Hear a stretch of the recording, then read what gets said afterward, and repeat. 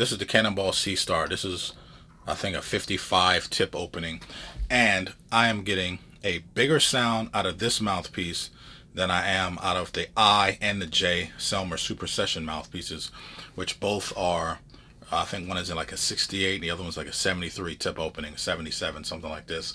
But this much smaller facing, I'm able to play. It's a lot easier to play. I'm getting a better sound. I'm getting a bigger sound out of it. So as you can see here, I've used my own mouthpiece, a bite pad, mouthpiece saver thing here.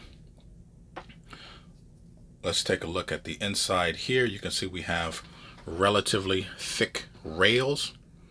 Everything seems to be pretty even as far as the tip. I'll show you what that looks like from the inside. This is something that I noticed. It's got like somewhat of a squared chamber, but it looks kind of crooked. See how it looks a little lopsided like that? But you know what? I'll take it because this thing plays like a champ. Alright, so let's get to some playing. Cannonball actually markets this as their classical mouthpiece, but right.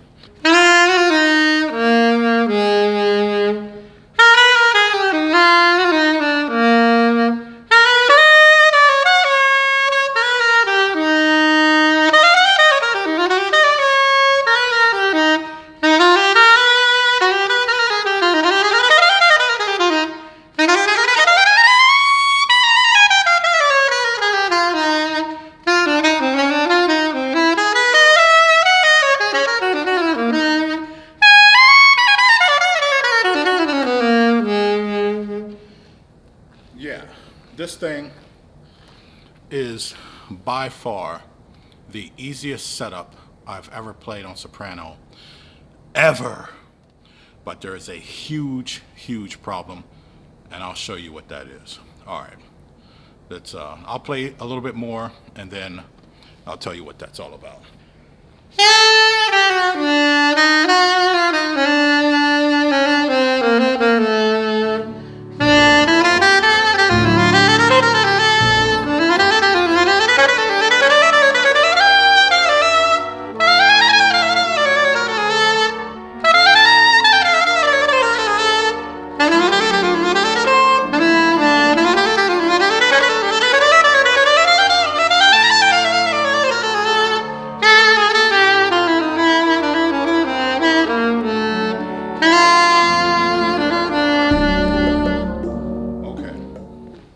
Alright, ladies and gentlemen, so as you can see, I have 4 mouthpieces here, and here I have my Allora Paris Series Professional straight soprano saxophone neck.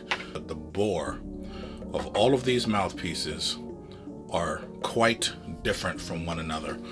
There is a huge discrepancy in what a standardized bore size is for a soprano sax mouthpiece is. There just doesn't seem to be a standardized bore size for this instrument. I got this mouthpiece. I went to the music store to go buy one and order one, but it was going to take too long for me to get it. So the guy just went in the back, grabbed one out the case, sold me that one for $90 that you see here. And then he ordered another one that he can sell when he sells that soprano. So that brings me to this neck here. So hopefully with this light, I can show you what's going on. I'm going to use the one that has the largest bore, which is this Dukoff. As you can see, this just falls right on like this. So this doesn't play at all in this current form. And it's hitting that inside there. You can see where the mouthpiece actually hits right up against it.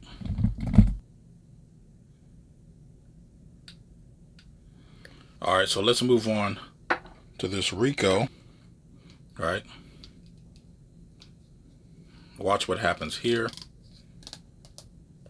This is actually dangerously close to where this neck seal is here.